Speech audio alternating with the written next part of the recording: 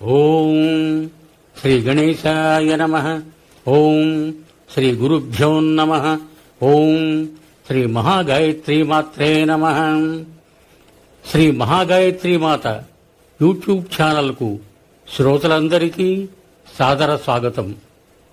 ఆహ్వానించువారు కాశీవజ్ర సుబ్రహ్మణ్య శర్మ, నిడదవోలు. మాఘపురాణము 2వ అధ్యాయము. శివుడు పార్వతీదేవికి మాఘమాస మహిమ చెప్పుట. వశిష్ఠుల వారిని దిలీపుడు మరలా ఇట్లు ప్రశ్నించెను. మహాముని, ఈ మాఘమాస మహత్యమును ఇంకనూ వినవలయునడి కోరిక ఉదయించుచున్నది, కాన సెలవిండు అని ప్రార్థించగా వశిష్ఠుల వారు చెప్పసాగెను.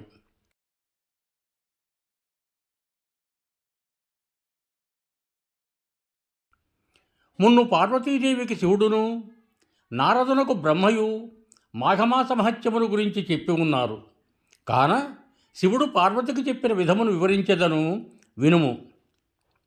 ఒకనాడు పరమశివుడు గణాలు సేవించుచు నానారత్వ భూషితముకు కైలాసపర్వతమందలి మందారవృక్ష సమీపమున ఏకాంతముగా కూర్చొని ఉన్న సమయమున లోకజననియగు పార్వతీదేవి వచ్చి భర్త పాదములకు నమస్కరించి, స్వామి, మీ వలన అనేక పుణ్య విషయములను తెలుసుకుంటుని, కానీ ప్రయాగ మహత్యమును మాఘమాస మహత్యమును వినవలనడి కోరిక ఉన్నది.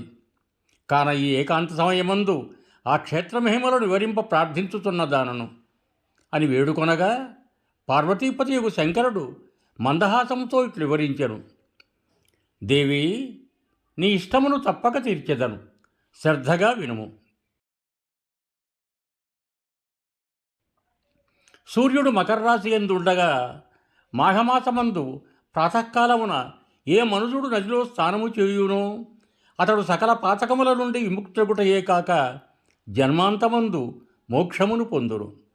అటులనే మాఘమాసములో సూర్యుడు మకర రాశి యందుండగా ప్రయాగక్షేత్రమందు ఏ నరుడు స్నానమాచరించునో అతనికి వైకుంఠ ప్రాప్తి కలుగును. అంతియే కాదు, దగ్గరలో జీవనది ఉన్నను లేకున్నను కడకు గోపాదము మునుగునంత నీరు ఉన్న చోట కానీ తటాకమందు కానీ మాఘమాసములో చేసిన ప్రాతకాల స్నానము గొప్ప ఫలమునిచ్చుటయే కాక సమస్త పాపములను విడిపోవును. 2వ రోజు స్నానము చేసిన విష్ణులోకమునకు పోవును. 3వ నాటి స్నానము వలన విష్ణు సందర్శనము కలుగును. మాఘమాసమునందు ప్రయాగక్షేత్రమందు గల గంగానదిలో స్నానమాచరించిన ఎడల ఆ మనుజునకు మరుజన్మ నుండి ఉండదు. దేవి, మాఘమాస స్నాన ఫలం ఇంతింత అని చెప్పజాలను.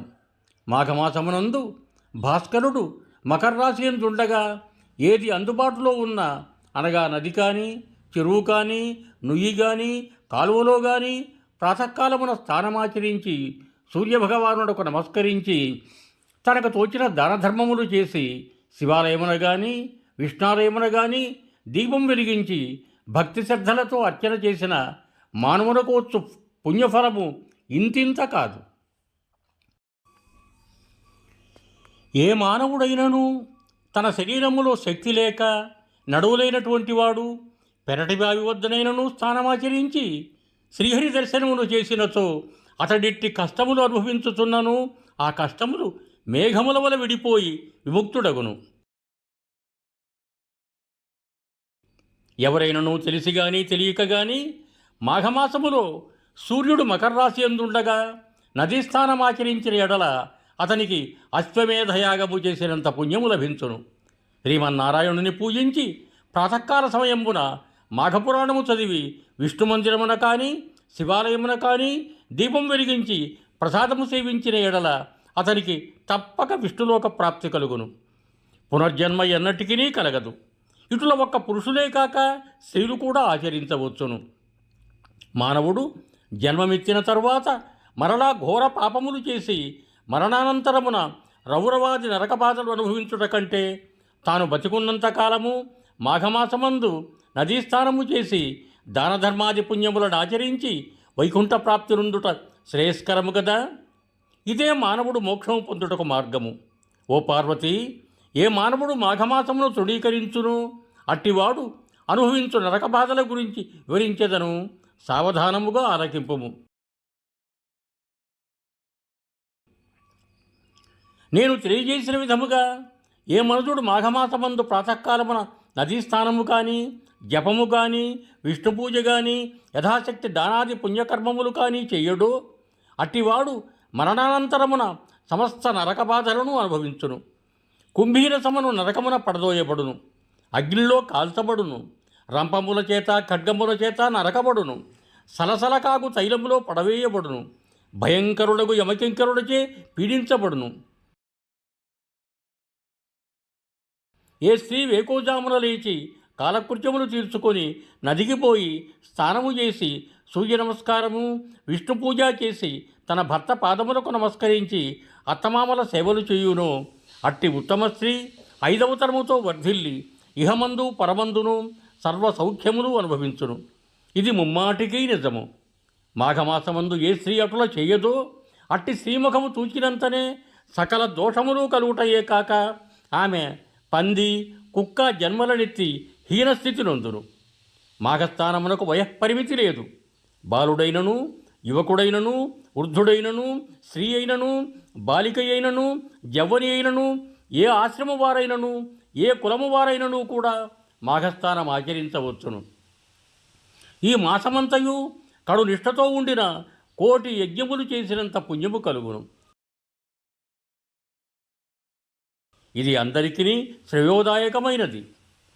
పార్వతి, దుష్ట సహవాసము చేసేవారు, బ్రహ్మహత్యాది పాతకములు చేసినవారు, సువర్ణమును దొంగిలించినవారు, గురుభార్యతో సుఖించినవారు, మద్యము తాగి పరస్త్రీలతో క్రీడించువారు, జీవహింస చేయువారు, మాఘమాసములో నదీస్నానము చేసి విష్ణువును పూజించిన ఎడల వారి సమస్త పాపములు నశించుటయే కాక జన్మాంతరమున వైకుంఠ ప్రాప్తి కలుగును.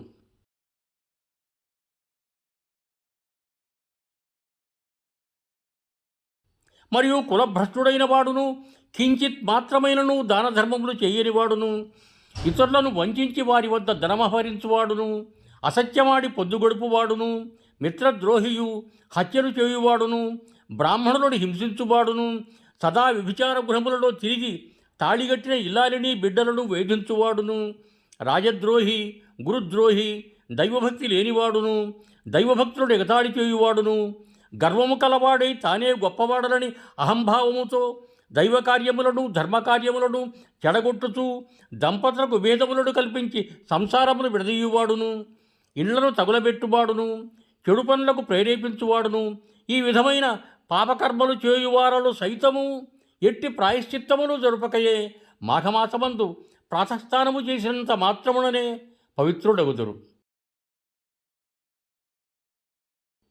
దేవి, ఇంకనూ దీని మహత్యమును వివరించదను, వినుము.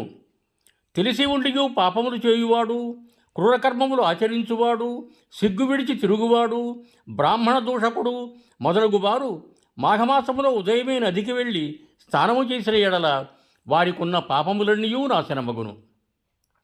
మాఘమాస స్నానమును ప్రాతకాలముననే చేయవలెను. అలాగున చేసినతో సత్ఫలితము కలుగును.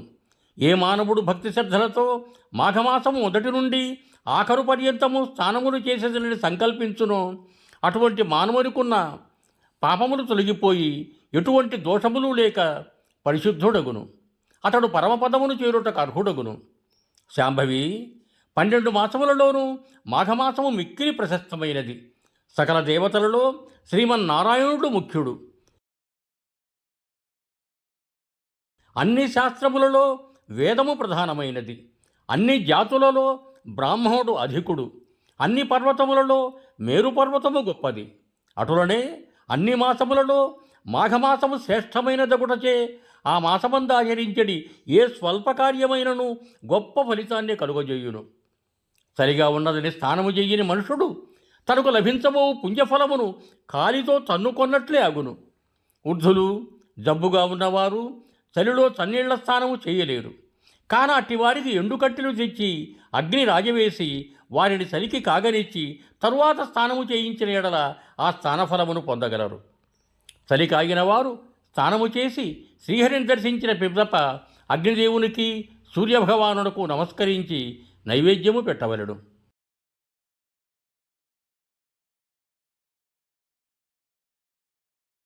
మాఘమాసములో శుచి అయిన ఒక బీద బ్రాహ్మణునికి వస్త్రదానము చేసిన ఎడల శుభఫలితము కలుగును.